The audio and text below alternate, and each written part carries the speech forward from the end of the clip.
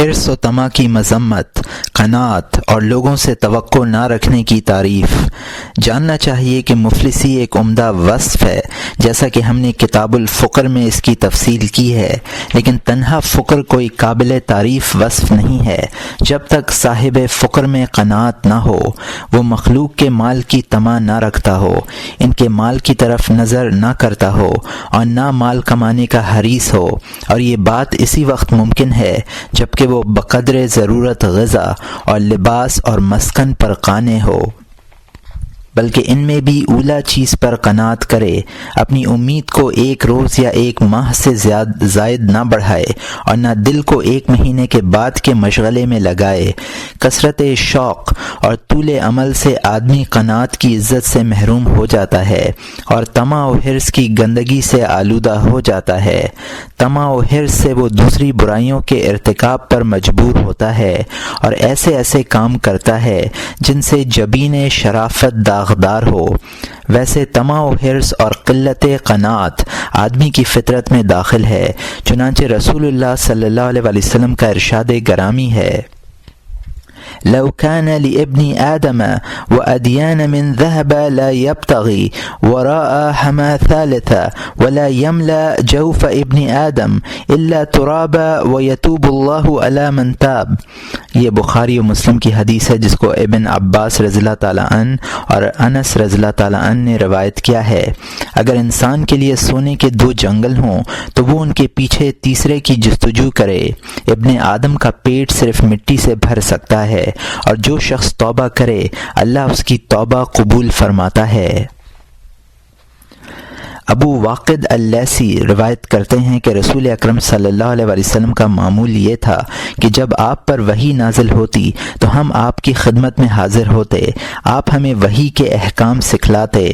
ایک روز میں آپ کی خدمت میں حاضر ہوا تو آپ نے ارشاد فرمایا: ان انزلنا المال لا قام الصلاة وإيتاء الزكاة ولو كان لابن آدم وأدمن ذهب لا حب أن يكون له ثاني ولو كان له الثاني أحب أن يكون لهما ثالث ولا يملأ جوف ابن آدم إلا تراب ويتوب الله على من تاب۔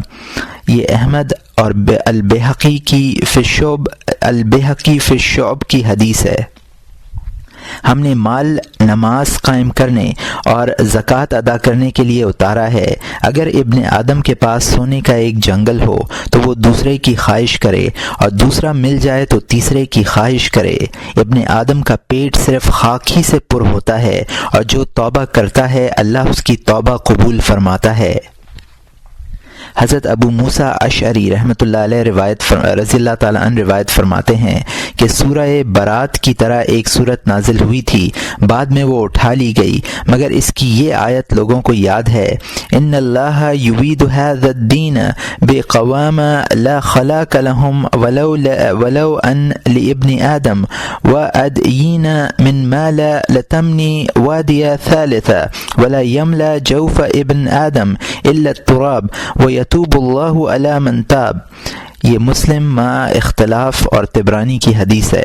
اللہ تعالیٰ اس دین کے ایسی لوگوں سے تائید کرائے گا جن کو دین کا کوئی حصہ نصیب نہ ہوگا، اور اگر ابن آدم کے پاس مال کے 2 جنگل ہوں تو وہ یہ تمنا کرے کہ تیسرا جنگل بھی مل جائے۔ ابن آدم کا پیٹ مٹی ہی بھر سکتی ہے، اللہ توبہ کرنے والے کی توبہ قبول فرماتا ہے۔ ایک حدیث میں ہے: منہ من لا یشبعان من حوم العلم ومن حوم المال۔ یہ طبرانی کی حدیث ہے جس کو ابن مسعود رضی اللہ تعالیٰ عنہ نے روایت کیا ہے۔ 2 حریص کبھی شکم سیر نہیں ہوتے، ایک علم کا حریص اور دوسرا مال کا حریص۔ ارشاد نبوی ہے: یحرم ابن آدم و یشب مع اثنتان العمل و حب المال۔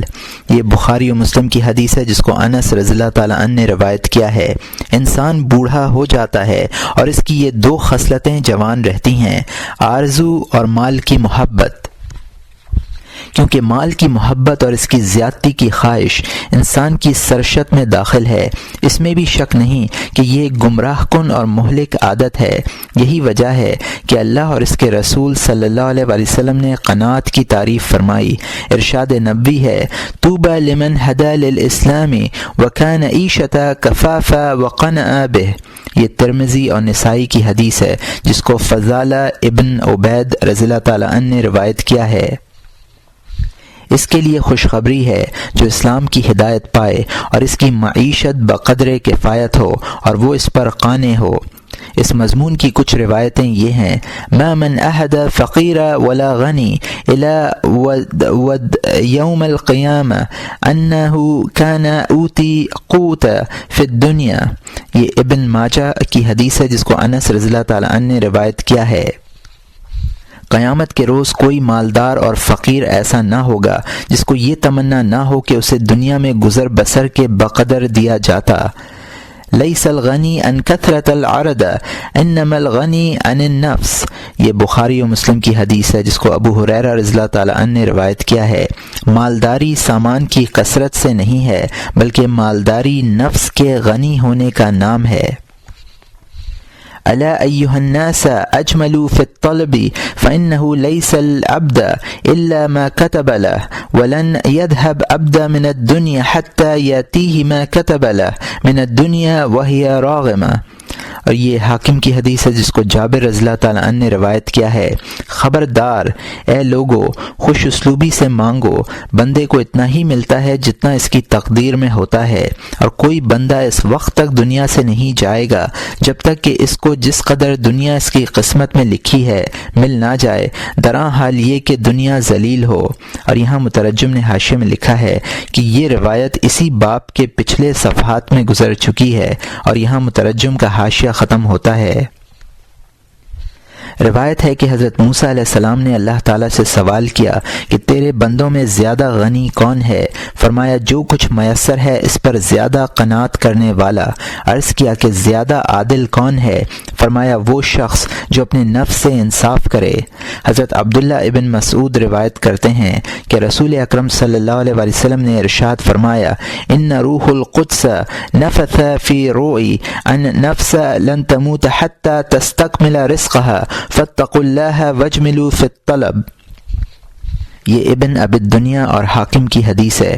جبرائیل علیہ السلام نے یہ بات میرے دل میں ڈالی ہے کہ کوئی ذی نفس اس وقت تک نہیں مرے گا جب تک اپنا رزق پورا حاصل نہ کرے گا، اس لیے اللہ سے ڈرو اور خوش اسلوبی سے مانگو۔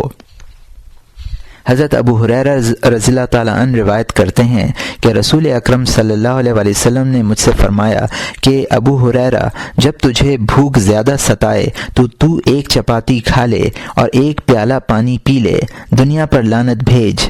یہ بھی حضرت ابو ہریرہ رضی اللہ تعالیٰ عنہ کی روایت ہے کہ سرکار دو عالم صلی اللہ علیہ وسلم نے ارشاد فرمایا، کن ورع تکن اعبد الناس وکن قنع تکن اشکر الناس واحب للناس ما تحب لنفسک تکن مومنا۔ یہ ابن ماجہ کی حدیث ہے۔ ورع اختیار کر تو لوگوں میں سب سے زیادہ عبادت کرنے والا ہو جائے گا، قناعت پسند بن تو لوگوں میں سب سے زیادہ شکر کرنے والا بن جائے گا، اور لوگوں کے لیے وہی چیز پسند کر جو تو اپنے لیے پسند کرتا ہے، ایسا کرنے سے تو مومن ہو جائے گا۔ رسول اکرم صلی اللہ علیہ وسلم نے طمع کرنے سے منع فرمایا، چنانچہ حضرت ابو ایوب الانصاری رضی اللہ تعالیٰ عنہ روایت کرتے ہیں کہ ایک اعرابی سرکار دو عالم صلی اللہ علیہ وسلم کی خدمت میں حاضر ہوا اور کہنے لگا کہ مجھے کوئی مختصر یعنی نصیحت فرما دیجیے۔ آپ نے اس سے فرمایا، اذا صلیت فصل صلاۃ مود ولا تحدثنا بحدیث تعززر من غدا وجمع الیاس مما فی ایدی الناس۔ یہ ابن ماجہ اور حاکم نحوہ کی حدیث ہے جس کو سعد ابن ابی وقاص رضی اللہ تعالیٰ عنہ نے روایت کیا ہے، جب تو نماز پڑھے تو رخصت ہونے والے کی نماز پڑھ، اور کوئی ایسی بات نہ کر جس کی تجھے کل معذرت کرنی پڑے، اور لوگوں کے پاس جو کچھ ہے اس سے مایوس رہ۔ حضرت عوف ابن مالک الاشجعی رضی اللہ تعالیٰ عنہ روایت کرتے ہیں کہ ہم 9, 10 یا 7 افراد سرکار دو عالم صلی اللہ علیہ وسلم کی خدمت میں حاضر تھے کہ آپ صلی اللہ علیہ وسلم نے فرمایا کیا تم اللہ کے رسول سے بیعت نہیں کرو گے؟ ہم نے عرض کیا یا رسول اللہ کیا ہم بیعت نہیں کر چکے؟ آپ صلی اللہ علیہ وسلم نے فرمایا کیا تم اللہ کے رسول سے بیعت نہیں کرو گے؟ راوی کہتے ہیں کہ تعمیل حکم میں ہم نے اپنے ہاتھ آگے بڑھا دیے اور آپ کے دست مبارک پر بیعت کی۔ ہم میں سے کسی نے عرض کیا بیعت تو ہم کر چکے تھے، اب کس بات پر بیعت کریں گے؟ آپ صلی اللہ علیہ وسلم نے فرمایا ان تعبدوا اللہ ولا تشرکوا به شیئا وتصلوا الخمس وان تسمعوا وتطیعوا واسرا کلمۃ خفیہ ولا تسألوا الناس شیئا، اس بات پر کہ اللہ کی عبادت کرو، اس کے ساتھ کسی کو شریک مت ٹھہراؤ، 5 وقت کی نماز پڑھو، دین کی بات سنو اور اطاعت کرو، اس کے بعد کوئی بات آہستہ سے فرمائی اور لوگوں سے کچھ نہ مانگو۔ راوی کہتے ہیں کہ ان بیعت کرنے والوں میں سے بعض نے آپ کی نصیحت پر اس قدر عمل کیا کہ اگر کسی کے ہاتھ سے کوڑا گر جاتا تو وہ دوسرے سے ہرگز یہ نہ کہتا کہ مجھے اٹھا کر دو۔ یہ مسلم، ابو داؤد اور ابن ماجہ کی حدیث ہے۔ حضرت عمر رضی اللہ تعالیٰ عنہ فرماتے ہیں کہ طمع مفلسی ہے اور لوگوں سے نا امید ہونا مالداری ہے۔ یہ بھی فرمایا کہ جو آدمی لوگوں کے مال سے مایوس ہو جاتا ہے اسے کسی چیز کی پرواہ نہیں رہتی۔ کسی دانشور سے پوچھا گیا کہ مالداری کسے کہتے ہیں؟ اس نے جواب دیا آرزوؤں کا کم ہونا اور قدر کفایت پر راضی رہنا۔ اسی مضمون کو کسی نے شیر کا لباس پہنایا ہے، العیش ساعات تمر وخطوب ایام تکر اقنا بعیشک تردا وترک ہواک تعیش ہر فرب حتف ساق ذهب ویاقوت ودر۔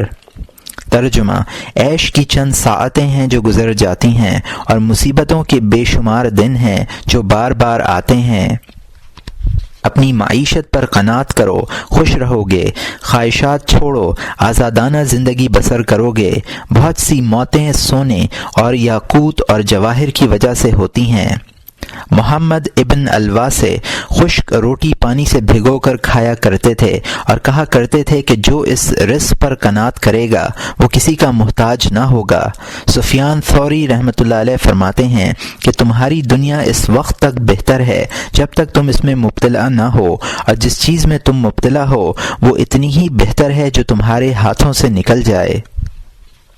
حضرت عبداللہ ابن مسعود رضی اللہ تعالیٰ عنہ فرماتے ہیں کہ ایک فرشتہ ہر روز یہ اعلان کرتا ہے، اے ابن آدم، تھوڑی چیز بقدر کفایت ملنا اس سے بہتر ہے کہ زیادہ ملے لیکن تجھے سرکش بنا دے۔ سمیت ابن عجلان کہتے ہیں، اے انسان، تیرا پیٹ بالش در بالش سے چھوٹا ہے، اس کے باوجود یہ تیرے پورے جسم کو دوزخ میں ڈلوا دیتا ہے۔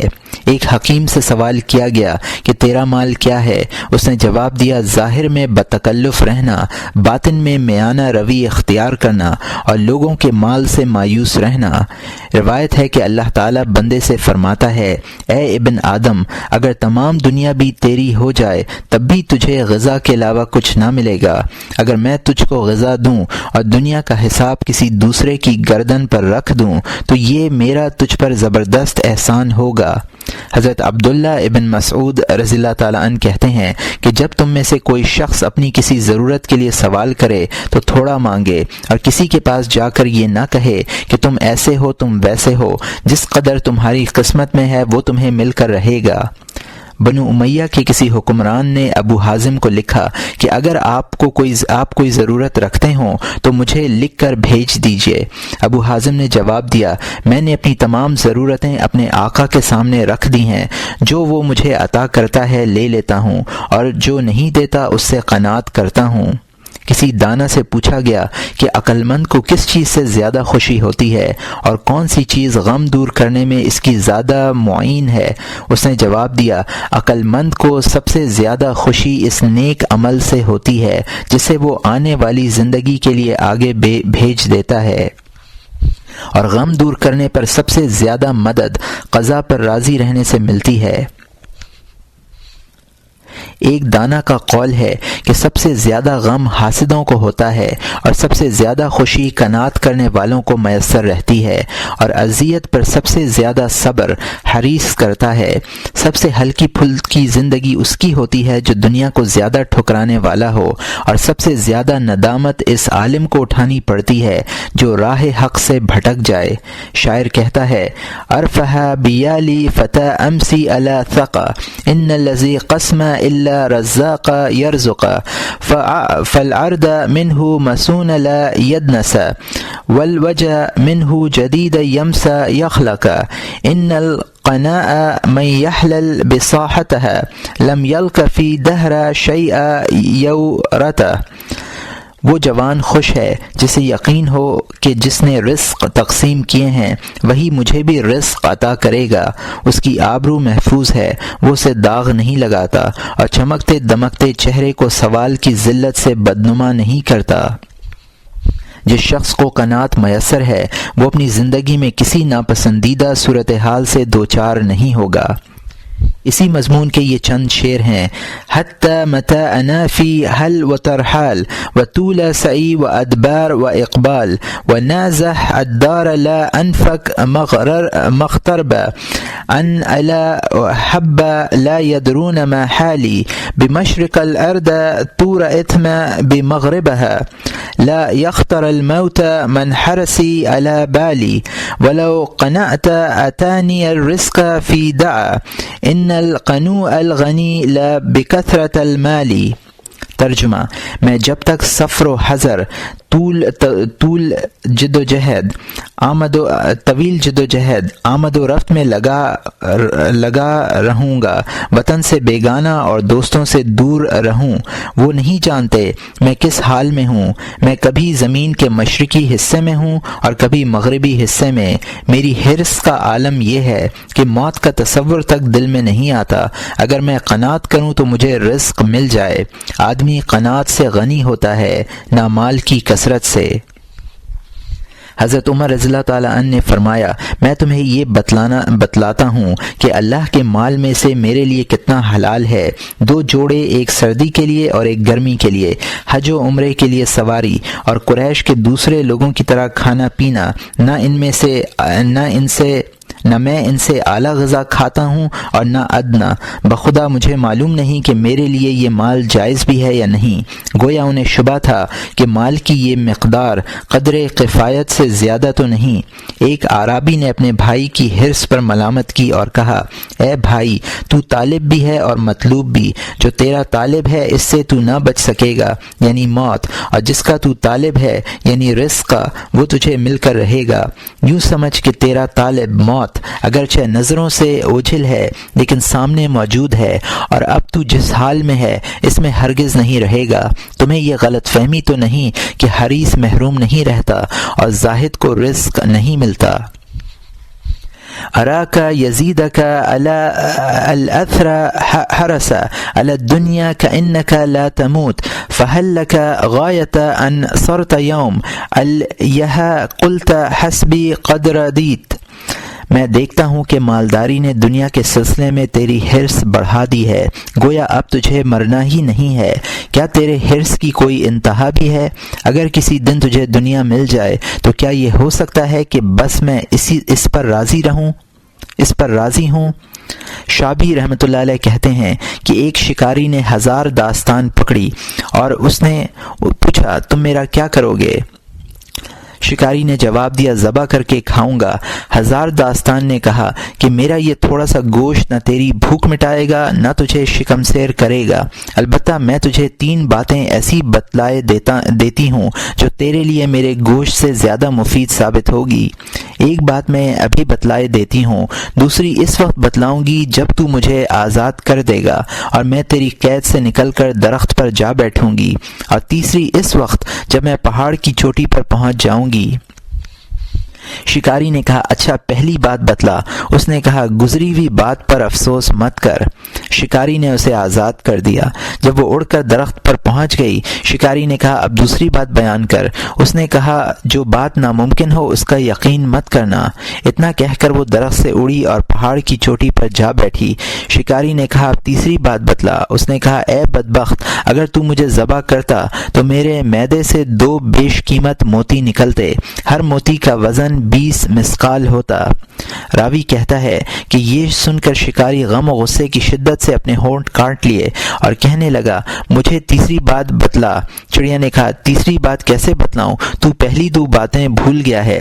کیا میں نے تجھے یہ نہیں بتلایا تھا کہ جو گزر جائے اس پر افسوس مت کرنا اور جو ناممکن ہو اس کا یقین مت کرنا؟ میرا گوشت، خون اور پر سب مل کر بھی 20 مثقال کے برابر نہیں ہو سکتے، چہ جائے کا میرے پوٹے میں 20 مثقال کے 2 موتی ہوں۔ اتنا کہہ کر چڑیا اڑ گئی۔ یہ واقعہ انتہائی حریص اور طامع آدمی کی مثال ہے۔ وہ شدت حرص و طمع کی وجہ سے حق کے ادراک سے اپنی آنکھیں بند کر لیتا ہے اور غیر ممکن کو ممکن تصور کر بیٹھتا ہے۔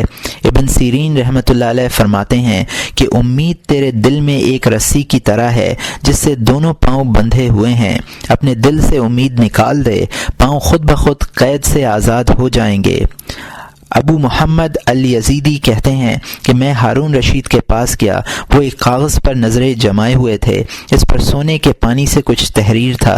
مجھے دیکھ کر وہ مسکرائے۔ میں نے عرض کیا امیر المومنین بڑے خوش نظر آ رہے ہیں، کیا کوئی کام کی بات ہاتھ لگی ہے؟ انہوں نے کہا ہاں، بنو امیہ کے خزانوں میں سے مجھے یہ 2 شعر ملے ہیں، تیسرے شعر کا میں نے اضافہ کیا ہے۔ اذا سد باب عنك من دون حاجة فدع لخرا ينفتح لك بابها فإن قراب البطن يكفيك ملو ويكفيك سوات الأمور اجتنابها ولا تك مبزا إلا لأرضك واجتنب ركوب المعامي يجتنبك عقابها۔ عبداللہ بن سلام رضی اللہ تعالیٰ عنہ نے حضرت کعب بن احبار رضی اللہ تعالیٰ عنہ سے پوچھا کہ علماء کے دلوں سے علوم کس طرح نکل جاتے ہیں جبکہ وہ انہیں راسخ کرنے میں سخت ترین جد و جہد کرتے ہیں؟ انہوں نے جواب دیا طمع، نفس کی ہوس اور حاجتوں کی طلب سے علوم دلوں سے مٹ جاتے ہیں۔ فضیل نے عرض کیا جناب کعب احبار رضی اللہ تعالیٰ عنہ کے قول کی وضاحت فرمائیں۔ انہوں نے کہا آدمی ایک چیز کی حرص کرتا ہے اور اسے پانے کے لیے اپنا دین ضائع کر دیتا ہے، اور نفس کی ہوس کا یہ عالم ہوتا ہے کہ جہاں کوئی چیز پر نظر پڑی یہ خواہش ہوئی کہ اس کا مالک بن جاؤں۔ کسی چیز کا نہ ملنا اس کے لیے سخت تکلیف کا باعث ہوتا ہے۔ اپنی خواہشات کی تکمیل کے لیے کبھی کسی کے دروازے پر دستک دیتا ہے، کبھی کسی کا در کھٹکھٹاتا ہے۔ جو شخص اس کی حاجت روائی کر دیتا ہے گویا اس کی تکمیل اپنے ہاتھ میں لے لیتا ہے۔ جہاں چاہے لے جائے، جس طرح چاہے کام لے۔ وہ سرے نیاز خم رکھتا ہے، راہ میں ملتا ہے تو سلام کرتا ہے، بیمار پڑتا ہے تو عیادت کرتا ہے، لیکن نہ اس کا سلام اللہ کے لیے ہوتا ہے اور نہ عبادت اللہ کے لیے ہوتی ہے۔ اس سے تو یہ بہتر تھا کہ تمہیں اس کی ضرورت ہی نہ پڑتی۔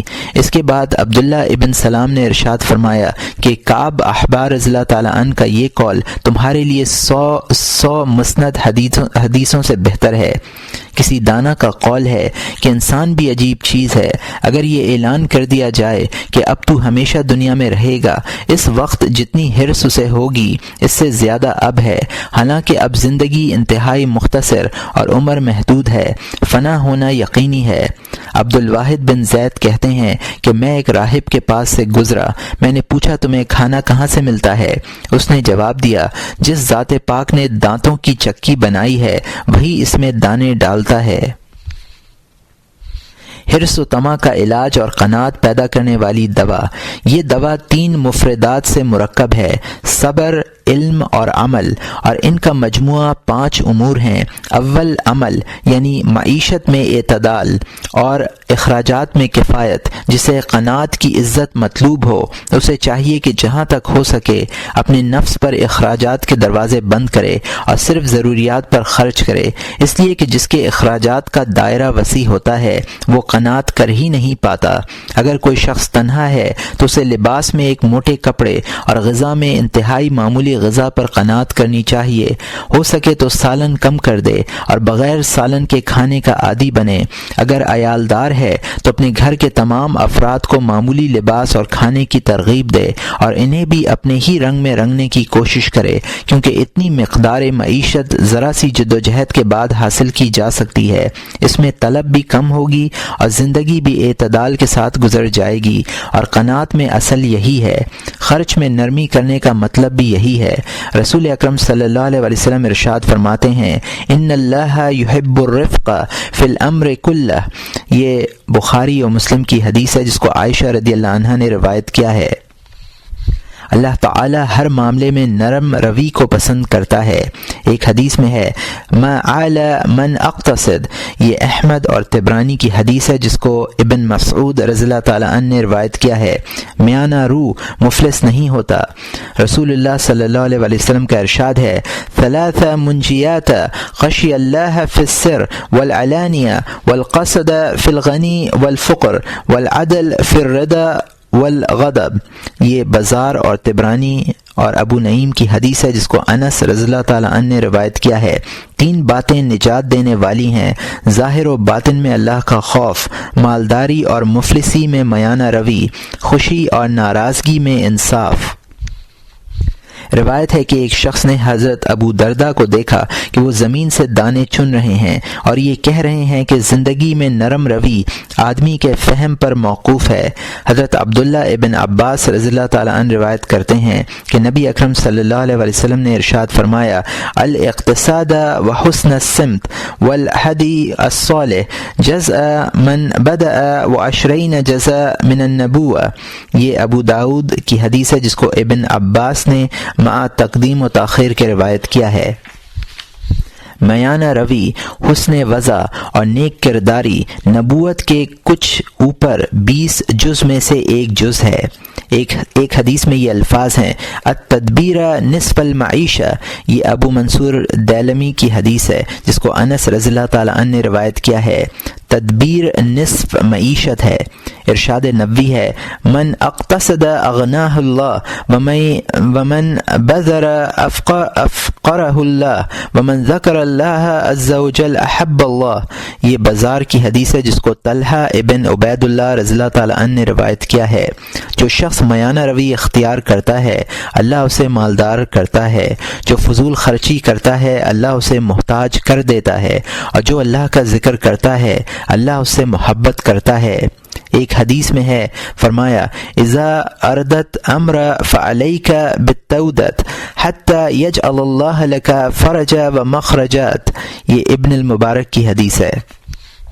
جب تم کسی کام کا ارادہ کرو تو اس میں عجلت سے کام نہ لو، یہاں تک کہ اللہ تعالیٰ تمہارے لیے کشادگی اور نکلنے کی صورت کر دے، اور خرچ کرنے میں نرمی کرنا بھی اسی قبیل سے ہے اور انتہائی اہمیت رکھتا ہے۔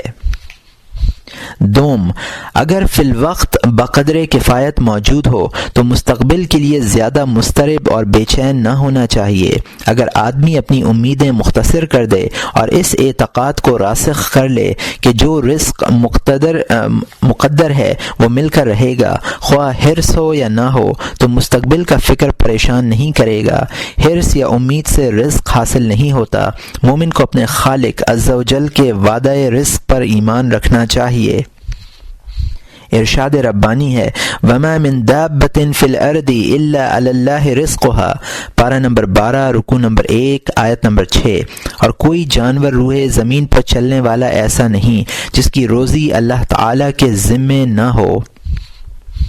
حرص شیطان کی خبیثانہ کارروائیوں کا نتیجہ ہے۔ وہ معلون آدمی کو فقر و فاقے سے ڈراتا ہے اور اسے منکرات کی ترغیب دیتا ہے اور کہتا ہے کہ اگر تو نے مال جمع نہ کیا اور اشیاء ذخیرہ نہ کی تو مستقبل میں پریشانیاں پیدا ہوں گی، تو بیمار بھی پڑ سکتا ہے، تو عاجز بھی ہو سکتا ہے۔ اس صورت میں سوال کی ذلت اٹھانی پڑے گی اور کاسائے گدائی لے کر در در بھٹکنا ہوگا۔ اس طرح آدمی مستقبل میں مشقت کے خوف سے زندگی بھر طلب زر کے لیے مشقت اٹھاتا رہتا ہے اور شیطان اسے مصروف جد و جہد دیکھ کر ہنستا ہے کہ احمق مستقبل کے ڈر سے اپنی جان ہلکان کیے دے رہا ہے اور اللہ کی یاد سے غافل ہے۔ اسے کیا پتہ کہ مستقبل کی جس پریشانی کا اسے اندیشہ ہے وہ واقع بھی ہوگی یا نہیں۔ وَمَن يَنْفَقَ السَّاءَةَ فِي جَمْعَ مَالَهُ مَخَافَةَ فُقْرَ الَّذِي فَعَلَ الْفُقْرَ۔ حضرت خالد رضی اللہ تعالیٰ عنہ کے دو بیٹے سرکار دو عالم صلی اللہ علیہ وسلم کی خدمت میں حاضر ہوئے۔ آپ صلی اللہ علیہ وسلم نے ان سے فرمایا، لا تیاس من الرزق ما تہزہزت روسکما۔ یہ ابن ماجہ کی حدیث ہے جس کو حبہ و سوا ابن خالد نے روایت کیا ہے۔ اللہ کے رزق سے مایوس نہ ہو، جب تک تمہارے سر شانوں پر حرکت کرتے رہیں گے رزق ملتا رہے گا۔ مطلب یہ ہے کہ زندگی کے کسی بھی لمحے میں رزق سے نا امید مت ہونا۔ غور کرو کہ انسان کو اس کی ماں ننگ دھڑنگ جنتی ہے اور اس کے باوجود اسے رزق ملتا ہے۔ ایک مرتبہ حضور اکرم صلی اللہ علیہ وسلم حضرت عبداللہ ابن مسعود رضی اللہ تعالیٰ عنہ کے پاس سے گزرے۔ وہ غمگین بیٹھے ہوئے تھے۔ آپ صلی اللہ علیہ وسلم نے ان سے فرمایا، لا تکثر ہمک ما یقدر یکن وما ترزق یاتک۔ یہ ابو نعیم کی حدیث ہے جس کو خالد ابن رافع رضی اللہ تعالیٰ عنہ نے روایت کیا ہے۔ زیادہ رنج نہ کرو، جو مقدر ہے وہ ہو کر رہے گا، جو رزق نصیب میں ہے وہ مل کر رہے گا۔ ایک حدیث میں آپ صلی اللہ علیہ وسلم نے ارشاد فرمایا، الا ایھا الناس اجملوا فی الطلب فانه ليس لعبد الا ما كتب له ولن يذهب عبد من الدنيا حتى ياتيه ما كتب من الدنيا وهي راغمه۔ خبردار اے لوگو، طلب میں اعتدال سے کام لو، اس لیے کہ بندے کو وہی ملے گا جو اس کی تقدیر میں لکھا ہے، اور بندہ اس وقت تک دنیا سے رخصت نہیں ہوگا جب تک اسے اتنی دنیا ذلیل و خوار ہو کر نہ مل جائے جتنی اس کے قسمت میں لکھی ہوئی ہے۔ انسان کے دل سے حرص اللہ کی تدبیر پر مکمل یقین کے ذریعے ہی ختم ہو سکتی ہے۔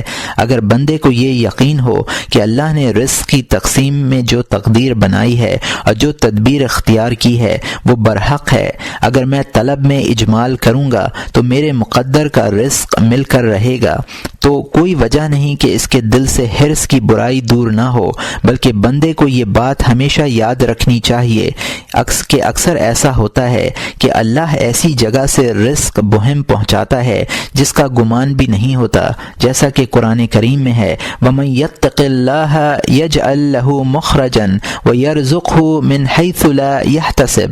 پارہ نمبر 28 رکوع نمبر 17 آیت نمبر 3۔ اور جو شخص اللہ سے ڈرتا ہے اللہ اس کے لیے نجات کی شکل نکال دیتا ہے اور وہ اس کو ایسی جگہ سے رزق پہنچاتا ہے جہاں اس کو گمان بھی نہ ہوتا۔ اگر کبھی ایسا ہو کہ وسیلے سے اسے رزق ملتا تھا اور وہ باقی رہے تو پریشان نہ ہونا چاہیے اور نہ قلب کو تشویش میں مبتلا کرنا چاہیے۔ ارشاد نبوی ہے، اب اللہ ان یرزق عبدہ المؤمن علی من حیث لا یحتسب۔ یہ ابن حبان کی حدیث ہے جس کو علی رضی اللہ تعالیٰ عنہ نے روایت کیا ہے۔ اللہ کو یہی منظور ہے کہ اپنے بندے کو ایسی جگہ سے رزق پہنچائے جس کا اسے گمان بھی نہ ہو۔ حضرت سفیان ثوری رحمۃ اللہ علیہ فرماتے ہیں کہ اللہ سے ڈرو، میں نے کسی ایسے شخص کو جو اللہ سے ڈرتا ہو محتاج نہیں دیکھا۔ اس کا مطلب یہ نہیں کہ اللہ تعالیٰ متقی کو تمام ضرورتوں سے بے نیاز کر دیتا ہے یا اس کی ضرورت خود بخود پوری ہو جاتی ہے، بلکہ جو اپنے بندوں کے دلوں میں اس کی محبت ڈال دیتا ہے اور وہ اس کے کھانے پینے کا خیال رکھتے ہیں، مفضل ذبی رحمۃ اللہ علیہ فرماتے ہیں کہ میں نے ایک اعرابی سے پوچھا کہ تیرا ذریعہ معاش کیا ہے؟ اس نے کہا حجاج کے نذرانے میرا ذریعہ آمدنی ہے۔ میں نے پوچھا جب وہ چلے جاتے ہیں تب کیا کرتے ہو؟ یہ سن کر وہ رونے لگا اور کہنے لگا اگر یہ معلوم ہوتا کہ رزق کہاں سے ملتا ہے اور کس طرح ملتا ہے تو یہ زندگی ہی نہ ہوتی۔ حضرت ابو حازم رضی اللہ تعالیٰ عنہ فرماتے ہیں کہ میرے نزدیک دنیا میں دو چیزیں ہیں، ایک وہ جو میرے لیے ہے اسے میں وقت سے پہلے حاصل نہیں کر سکتا اگرچہ اسے حاصل کرنے کے لیے زمین و آسمان کی تمام قوتیں صرف کر دوں، دوسری وہ جو غیر کے لیے ہے، یہ نہ مجھے ماضی میں ملی اور نہ مستقبل میں ملنے کی توقع ہے، اس لیے کہ جو ذات میری چیز کو غیر سے محفوظ رکھتی ہے وہی ذات غیر کی چیز کو مجھ سے محفوظ رکھتی ہے، پھر بھلا مجھے ان دونوں چیزوں کی خاطر جان دینے سے کیا فائدہ؟ یہ شیطان کے ان وسوسوں کا علاج ہے جو وہ انسان کے دل میں فقر و افلاس کے سلسلے میں برپا کرتا ہے اور اسے بیماری اور عجز کے حوالے سے ڈراتا اور خوفزدہ کرتا ہے۔ یہ دوائے معرفت ہے۔ سوم، یہ بات جانے کہ قناعت میں شان بے نیازی کی عزت ہے اور حرص میں سوال کی ذلت ہے۔ اگر اس عزت و ذلت کا صحیح اور واقعی ادراک ہو جائے تو کوئی وجہ نہیں کہ نفس قناعت کی طرف مائل نہ ہو۔ اس میں کسی شک کی کیا گنجائش ہے کہ مزید کی ہوس اور زیادہ کی خواہش میں سوائے مشقت اور ذلت کے کیا ہے، اور قناعت میں صبر کی تکلیف کے علاوہ کیا ہے، اور اس تکلیف پر اللہ عز و جل کے علاوہ کوئی دوسرا مطلع نہیں ہوتا، اور اسی پر آخرت کا اجر و ثواب ہے، جبکہ حرص و طمع انسان کی نظروں سے پوشیدہ نہیں رہتے۔ ہر شخص سمجھ جاتا ہے کہ فلاں آدمی حریص اور لالچی ہے۔ اس رسوائی پر متضاد یہ کہ آخرت کا وبال ہوتا ہے اور سزا بھگتنی پڑتی ہے، عزت نفس الگ جاتی ہے، حق کی اتباع پر قدرت باقی نہیں رہتی۔ جس شخص میں حرص و طمع زیادہ ہوتی ہے وہ لوگوں کا زیادہ محتاج ہوتا ہے۔ اپنی اس احتیاج کی بنا پر نہ وہ انہیں حق کی دعوت دے سکتا ہے اور نہ انہیں غلطی کرنے پر ٹوک سکتا ہے۔ مداہنت اس کا مزاج بن جاتی ہے۔ عیب نظر نہیں آتا، اگر عیب کو عیب سمجھ کر بھی لیتا ہے تو کہنے کی جرت نہیں ہوتی۔ خواہ دین برباد ہوتا ہے اور آخرت تباہ ہوتی ہے۔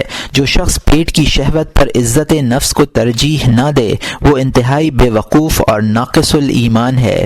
ارشاد نبوی ہے عز المؤمن استغنى عن الناس، یہ طبرانی اور حاکم کی حدیث ہے جس کو سہل ابن سعد رضی اللہ تعالی عنہ نے روایت کیا ہے۔ مومن کی عزت لوگوں سے بے نیاز رہنے میں ہے۔ قناعت میں آزادی اور خودداری ہے، اسی لیے کہا جاتا ہے کہ اگر تم کسی سے بے نیاز رہو گے تو اس کے برابر ہوگے، اور حاجت مند ہو جاؤ گے تو اس کے قیدی بن جاؤ گے، اور احسان کرو گے تو اس کے قائد بن جاؤ گے۔ چہارم، اس حقیقت پر غور کرے کہ یہود، نصارہ، ارذال، احمق، قرد اور بے دین کتنے مالدار ہیں۔ دوسری طرف انبیاء، اولیاء، خلفائے راشدین اور صحابہ و تابعین کی سادہ زندگی ہے۔ ان دونوں گروہوں کا موازنہ کرے، ان کے واقعات سنے، ان کے حالات زندگی کا مطالعہ کرے، پھر عقل کو یہ اختیار دے کہ وہ کس گروہ کی مشابہت اختیار کرنا چاہتی ہے، ارذال کی یا انبیاء و صلحاء کی۔ امید یہی ہے کہ اس طریقہ کار سے تنگی اور قناعت پر صبر کرنا آسان ہو جائے گا۔ مومن کو سوچنا چاہیے کہ کھانے میں تنعم اختیار کرنا کوئی قابل تعریف بات نہیں، گدھا اس سے کہیں زیادہ کھاتا ہے۔ جمع میں تنعم اختیار کرنا بھی قابل تعریف نہیں، خنزیر اس سے کہیں زیادہ جمع کر لیتا ہے۔ لباس اور سواری کے جانور میں تنعم اختیار کرنا بھی تعریف کے قابل نہیں، اس لیے کہ یہود میں اس سے کہیں زیادہ لباس فاخر پہننے والے اور عمدہ سواری کرنے والے موجود ہیں۔ اگر وہ قلیل پر قانے اور راضی ہو تو یہ بلا شبہ قابل تعریف ہے، کیونکہ تھوڑے پر قناعت کرنا اور کم پر راضی رہنا انبیاء اور اولیاء کا اسوہ ہے۔ پنجم، اس پر غور کرے کہ مال جمع کرنے میں خطرات ہی خطرات ہیں، جیسا کہ مال کی آفات کے بیان میں ان خطرات کی تفصیل گزری، پھر اس میں چوری، لوٹ اور ضیاع الگ ہے۔ جب مال پاس ہوتا ہے تو یہ دھڑکا لگا رہتا ہے کہ کہیں یہ مال ضائع نہ ہو جائے، اور جب ہاتھ خالی ہوتا ہے تو دل کو کسی طرح کا غم نہیں ہوتا۔ یہ بھی سوچے کہ مال کی وجہ سے میں جنت سے 500 برس دور رہوں گا، اور اگر میں نے قدر کفایت سے تجاوز کیا تو میں اغنیاء کے گروہ میں شامل ہو جاؤں گا اور فقراء کی فہرست سے خارج قرار دیا جاؤں گا، اور فقراء اغنیاء کے مقابلے میں 500 برس پہلے جنت میں جائیں گے۔ آدمی کو ہمیشہ اپنے سے ادنا پر نظر رکھنی چاہیے، اپنے سے اعلیٰ کو نہ دیکھنا چاہیے۔ شیطان دنیا کے معاملے میں اعلیٰ کو نمونہ بنا کر پیش کرتا ہے اور اس طرح کہتا ہے کہ تو کیوں سست ہے؟ مالداروں کو دیکھ کس طرح مزے اڑاتے ہیں، لذیذ اور خوش ذائقہ کھانا کھاتے ہیں اور عمدہ عمدہ لباس پہنتے ہیں، اور دین کے معاملے میں ادنا کو نمونہ بناتا ہے اور کہتا ہے تو کیوں اپنے آپ کو تنگی میں مبتلا کیے دیتا ہے؟ فلاں شخص کو دیکھ، تجھ سے زیادہ علم رکھنے کے باوجود اللہ سے نہیں ڈرتا، اور تو اللہ کے خوف سے ہر وقت لرزہ براندام رہتا ہے۔ تمام لوگ عیش کر رہے ہیں، تو ان سب سے جدا کیوں ہے؟ حضرت ابو ذر رضی اللہ تعالیٰ عنہ روایت کر رہے ہیں کہ مجھے میرے خلیل سرکار دو عالم صلی اللہ علیہ وسلم نے یہ نصیحت فرمائی کہ میں دنیا کے معاملات میں اپنے سے کمتر کی طرف دیکھوں، برتر کی طرف نہ دیکھوں، اور یہ ابن حبان کی حدیث ہے۔ حضرت ابو ہریرہ روایت کرتے ہیں کہ رسول اکرم صلی اللہ علیہ وسلم نے ارشاد فرمایا، اذا نظر احدكم الى من فضله الله عليه من المال والخلق فلينظر الى من هم اسفل منه ممن فضل علیہ۔ یہ بخاری و مسلم کی حدیث ہے۔ جب تمہاری نظر کسی ایسے شخص پر پڑے جسے اللہ نے مال اور خلق میں برتری سے نوازا ہو تو تمہیں اس شخص کو دیکھنا چاہیے جس پر تمہیں فوقیت حاصل ہے۔ یہ ہیں وہ 5 امور جن کی مدد سے قناعت کا وصف پیدا کیا جا سکتا ہے۔ ان میں بنیادی اہمیت صبر اور کوتاہ امیدی کو حاصل ہے۔ صبر کرے تو یہ یقین رکھے کہ دنیا کی چند روزہ زندگی میں دائمی زندگی کی سعادتیں اور نعمتیں حاصل کرنے کے لیے صبر کرنا مقصود ہے۔ یہ ایسا ہی ہے جیسے مریض ہمیشہ صحت مند اور تندرست رہنے کے لیے دوا کی تلخی پر صبر کرتا ہے۔ سخاوت کی فضیلت۔ اگر آدمی کے پاس مال نہ ہو تو اسے قانع رہنا چاہیے اور حرص سے بچنا چاہیے۔ اگر مال ہو تو ایثار پیشہ اور سخی ہونا چاہیے، لوگوں کے ساتھ حسن سلوک کرے، بخل سے دور رہے۔ سخاوت انبیاء علیہم السلام کے اخلاق میں سے ایک خلق ہے اور نجات کی بنیادوں میں سے ایک بنیاد ہے۔ رسول اکرم صلی اللہ علیہ وسلم نے اس کی ان الفاظ میں تعبیر فرمائی ہے، السخاء شجرۃ من شجر الجنہ اغصانها متد لیته الى الارض فمن اخذ بغصا منها قاد ذلك الغصن الى الجنہ۔ یہ ابن حبان کی حدیث ہے جس کو عائشہ رضی اللہ عنہا نے روایت کیا ہے، اور ابن عدی اور دار قطنی میں ابو ہریرہ رضی اللہ تعالیٰ عنہ نے روایت کیا ہے۔ سخاوت جنت کے درختوں میں سے ایک درخت ہے، اس کی ٹہنیاں زمین تک لٹکی ہوئی ہیں، جو اس میں سے ایک ٹہنی پکڑ لیتا ہے وہ ٹہنی اسے جنت میں کھینچ لے جاتی ہے۔ حضرت جابر رضی اللہ تعالیٰ عنہ روایت کرتے ہیں کہ رسول اکرم صلی اللہ علیہ وسلم نے ارشاد فرمایا، قال جبرائیل علیہ السلام قال اللہ تعالی ان هذا دین ارتدیته لنفسی ولن يصلح الا السخاء وحسن الخلق فاکرمه بهما ما استطعتم۔ یہ دارقطنی فی المستجاد کی حدیث ہے۔ جبرائیل علیہ السلام اللہ تعالیٰ کا یہ ارشاد نقل کرتے ہیں کہ یہ وہ دین ہے جسے میں نے اپنے لیے پسند کیا ہے، یہ سخاوت اور حسن خلق ہی سے درست رہ سکتا ہے۔ جہاں تک ہو سکے ان دونوں کے ذریعے دین کا اکرام کرو۔ حضرت عائشہ صدیقہ رضی اللہ عنہا روایت کرتی ہیں کہ رسول اکرم صلی اللہ علیہ وسلم نے ارشاد فرمایا، ما جبل اللہ تعالی ولیالہ علی حسن الخلق والسخاء۔ یہ دار قطنی فی المستجاد کی حدیث ہے۔ اللہ تعالیٰ نے اپنے اولیاء کو حسن خلق اور سخاوت پر پیدا کیا ہے۔ حضرت جابر رضی اللہ تعالیٰ عنہ سے روایت کرتے ہیں کہ کسی نے سرکار دو عالم صلی اللہ علیہ وآلہ وسلم کی خدمت میں عرض کیا، افضل ترین عمل کون سا ہے؟ آپ صلی اللہ علیہ وآلہ وسلم نے ارشاد فرمایا، صبر اور چشم پوشی۔ یہ ابو یعلا ابن حبان کی حدیث ہے۔ حضرت عبداللہ ابن عمر رضی اللہ تعالیٰ عنہ کی روایت ہے کہ رسول اللہ صلی اللہ علیہ وآلہ وسلم نے ارشاد فرمایا، خلقانا یحبہما اللہ عز وجل وخلقانا یبغضہما اللہ عز وجل، فاما اللذان یحبہما اللہ تعالی فحسن الخلق والسخاء، واما للذان یبغضہما اللہ فسوء الخلق والبخل، وإذا أراد الله بعبد خير استعمله في قضاء حوائج الناس۔ یہ ابو منصور ویلمی کی حدیث ہے۔ دو عادتیں ایسی ہیں جنہیں اللہ پسند کرتا ہے، اور دو عادتیں ایسی ہیں جو اللہ کو ناپسند ہیں۔ جو عادتیں اللہ کو پسند ہیں وہ ہیں خوش خلقی اور سخاوت، اور جو ناپسند ہیں وہ ہے بدخلقی اور بخل۔ جب اللہ کسی بندے سے خیر کا ارادہ کرتا ہے، اس سے لوگوں کی ضرورتیں پوری کراتا ہے۔ مقدام ابن شریح اپنے والد سے اور وہ اپنے دادا سے روایت کرتے ہیں کہ میں نے عرض کیا، یا رسول اللہ، مجھے کوئی ایسا عمل بتلا دیجئے جو میرے جنت میں داخلے کا باعث ہو۔ آپ نے ارشاد فرمایا، کھانا کھلانا، سلام کو رواج دینا اور اچھا کلام کرنا مغفرت کو واجب کر دینے والی عادتیں ہیں، اور یہ طبرانی کی حدیث ہے۔ حضرت ابو ہریرہ رضی اللہ تعالیٰ عنہ روایت کرتے ہیں کہ سرکار دو عالم صلی اللہ علیہ وآلہ وسلم نے ارشاد فرمایا، سخاوت جنت میں ایک درخت ہے، جو سخی ہوتا ہے وہ اس درخت کی ایک ٹہنی پکڑ لیتا ہے، اور یہ ٹہنی اسے اس وقت تک نہیں چھوڑتی جب تک وہ جنت میں داخل نہیں ہو جاتا۔ اور بخل دوزخ میں ایک درخت ہے، جو شخص بخیل ہوتا ہے وہ اس درخت کی ایک ٹہنی پکڑ لیتا ہے، وہ ٹہنی اسے اس وقت تک نہیں چھوڑتی جب تک وہ دوزخ میں داخل نہیں ہو جاتا۔ یہ دارقطنی فی المستجات کی حدیث ہے۔ حضرت ابو سعید الخدری رضی اللہ تعالیٰ عنہ سرکار دو عالم صلی اللہ علیہ وآلہ وسلم سے یہ حدیث قدسی نقل کرتے ہیں کہ میرے رحم دل بندوں سے عطا کی درخواست کرو اور ان کے سائے میں زندگی بسر کرو، میں نے ان کے پہلوؤں میں رحمت رکھ دی ہے، سخت دلوں سے نہ مانگو اس لیے کہ میں نے ان پر غضب نازل کیا ہے۔ یہ ابن حبان خرائطی کی حدیث ہے۔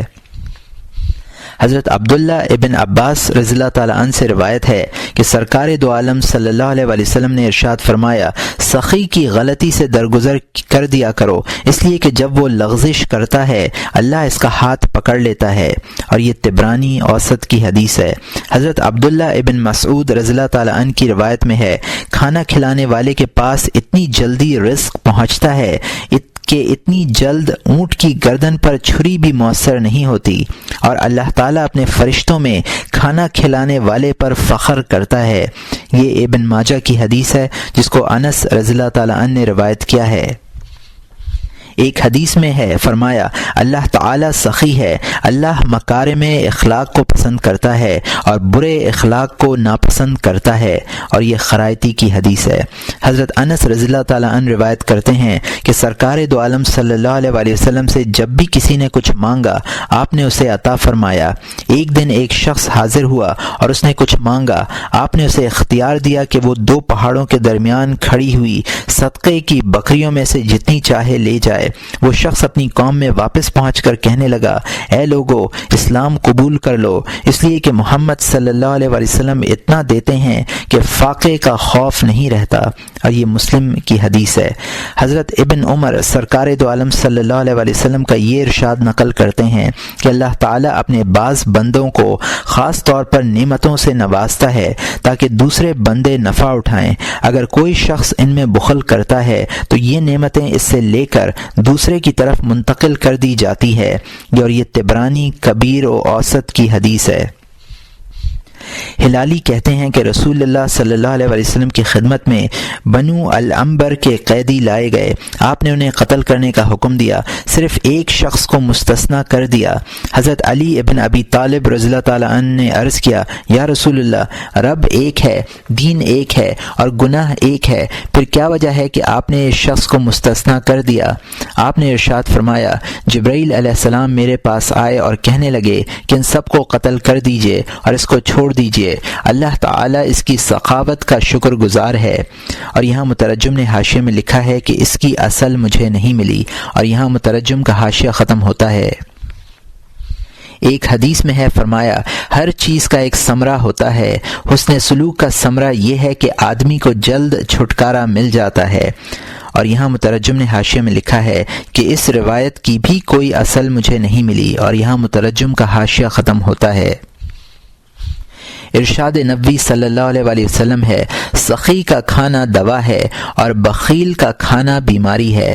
رسول اکرم صلی اللہ علیہ وآلہ وسلم کا ارشاد ہے، جس کو اللہ زیادہ نعمت سے نوازتا ہے اسے لوگوں کی مشقت زیادہ برداشت کرنی پڑتی ہے۔ جو شخص اس قدر مشقت کا متحمل نہ ہو سکے اس سے نعمت سلب کر لی جاتی ہے۔ یہ ابن عدی کی حدیث ہے۔ حضرت عیسیٰ علیہ السلام کہتے ہیں کہ وہ کام زیادہ کرو جسے آگ نہ کھائے۔ لوگوں نے عرض کیا وہ کام کیا ہے؟ فرمایا احسان۔ حضرت عائشہ رضی اللہ عنہا روایت کرتی ہیں کہ رسول اللہ صلی اللہ علیہ وسلم نے ارشاد فرمایا، جنت سخیوں کا گھر ہے۔ یہ ابن عدی اور دار قطنی کی حدیث ہے۔ حضرت ابو ہریرہ یہ ارشاد نبوی نقل کرتے ہیں کہ سخی اللہ سے قریب ہوتا ہے، لوگوں سے قریب ہوتا ہے، جنت سے قریب ہوتا ہے اور دوزخ سے دور ہوتا ہے، اور بخیل اللہ سے دور ہوتا ہے اور لوگوں سے دور ہوتا ہے، جنت سے دور ہوتا ہے اور دوزخ سے قریب ہوتا ہے۔ جاہل سخی اللہ کو عالم بخیل سے زیادہ محبوب ہے، اور بدترین مرض بخل ہے۔ یہ ترمذی اور دار قطنی کی حدیث ہے۔ ایک حدیث میں ہے، ہر شخص کے ساتھ حسن سلوک کرو، خواہ وہ اس کا اہل ہو یا نہ ہو۔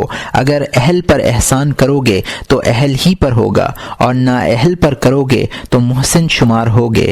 یہ دار قطنی کی حدیث ہے جس کو جعفر ابن محمد عن ابیہ نے مرسلاً روایت کیا ہے۔ ایک حدیث میں ہے، فرمایا میری امت کے ابدال روزے نماز کی وجہ سے جنت میں داخل نہیں ہوں گے، بلکہ سخائے نفس، سلامت صدر اور مسلمانوں کی خیر خواہی کی وجہ سے جنت میں جائیں گے۔ یہ دار قطنی فی المستجاد کی حدیث ہے جس کو انس رضی اللہ تعالیٰ عنہ نے روایت کیا ہے۔ حضرت ابو سعید الخدری رضی اللہ تعالیٰ عنہ روایت کرتے ہیں کہ رسول اللہ صلی اللہ علیہ وسلم نے ارشاد فرمایا، اللہ تعالیٰ نے بندوں کے احسان کے لیے کئی صورتیں بنا دی ہیں۔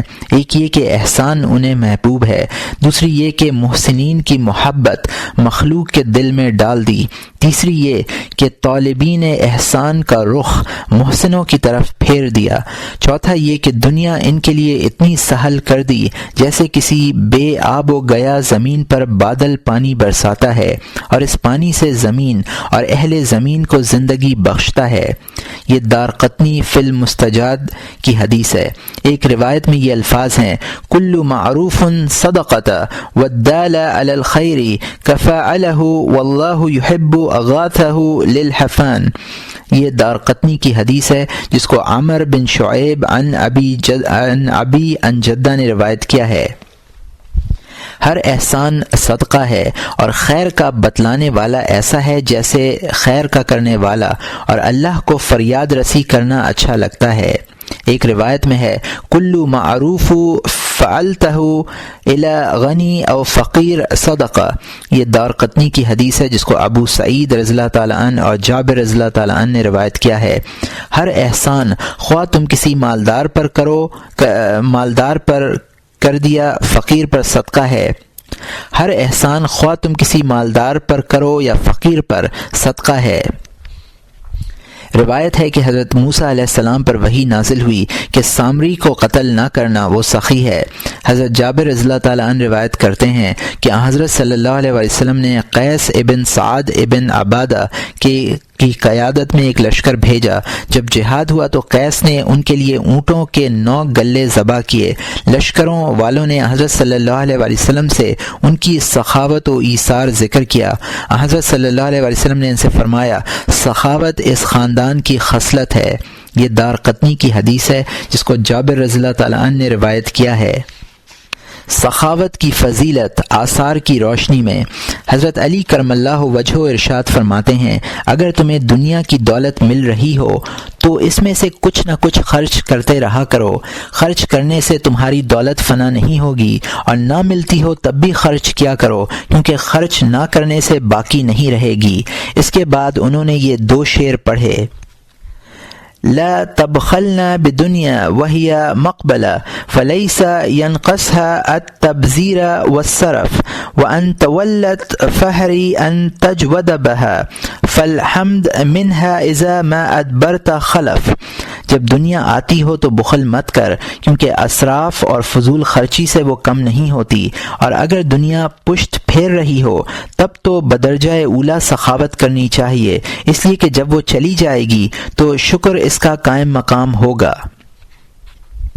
حضرت امیر معاویہ رضی اللہ تعالیٰ عنہ نے حضرت حسن ابن علی رضی اللہ تعالیٰ عنہ سے مروت، رفت اور کرم کی تعریف دریافت کی۔ آپ نے فرمایا، مروت یہ ہے کہ آدمی اپنے دین کی حفاظت کرے، اپنے نفس کو ڈرائے اور اپنی ذمہ داری صحیح طور پر ادا کرے۔ اگر مکروہات اور منازعت میں داخل ہونے کی ضرورت پیش آئے تو اسے بھی اچھی طرح انجام دے۔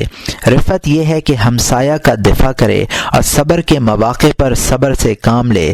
کرم یہ ہے کہ مانگے بغیر لوگوں کے ساتھ حسن سلوک کرے، وقت پر کھانا کھلائے اور مال دے کر بھی سائل کے ساتھ رافت اور رحمت کا معاملہ کرے۔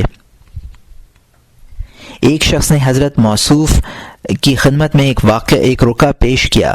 آپ نے فرمایا، تیری حاجت پوری ہو جائے گی۔ کسی نے عرض کیا، پہلے آپ یہ تو دیکھ لیتے کہ اس نے کیا لکھا ہے، اس کے بعد وعدہ فرماتے۔ فرمایا، جب تک میں اس کی درخواست پڑھتا وہ میرے سامنے ذلیل کھڑا رہتا اور قیامت کے دن مجھ سے باز پرس ہوتی۔ ابن سماک رحمۃ اللہ علیہ کہتے ہیں کہ مجھ کو بڑی حیرت ہوتی ہے کہ لوگ اپنے مال سے باندی غلام خریدتے ہیں لیکن کسی آزاد انسان کو اپنے احسان سے زیر بار نہیں کرتے۔ ایک اعرابی سے کسی نے دریافت کیا، تم کس شخص کو اپنا سربراہ مقرر کرنا پسند کرتے ہو؟ اس نے جواب دیا، جو ہماری گالی برداشت کرے، ہمارے سائل کو دے اور جاہل سے اعراض کرے۔ حضرت علی ابن الحسین کا مقولہ ہے، جو شخص طالب کو دیتا ہو وہ سخی نہیں ہے، سخی وہ ہے جو حقوق اللہ تعالی نے جو حقوق اللہ تعالی نے اپنے اہل طاعت کے سلسلے میں اس پر عائد کیے ہیں وہ انہیں پہلے سے انجام دے لے، نہ کہ مانگنے اور توجہ دلانے کے بعد اور دینے کے بعد یہ خواہش نہ رکھے کہ لینے والا اس کا شکریہ ادا کرے، اور یہ بات اسی وقت ہو سکتی ہے جب اسے اللہ تعالی کے اجر و ثواب کا پورا یقین ہو۔ حسن بصری رحمۃ اللہ علیہ سے کسی نے دریافت کیا، سخاوت کیا ہے؟ فرمایا، راہ خدا میں مال خرچ کرنا۔ پوچھا، احتیاط کسے کہتے ہیں؟ جواب دیا، خدا کی راہ میں خرچ نہ کرنے کو۔ اس نے سوال کیا، فضول خرچی کیا ہے؟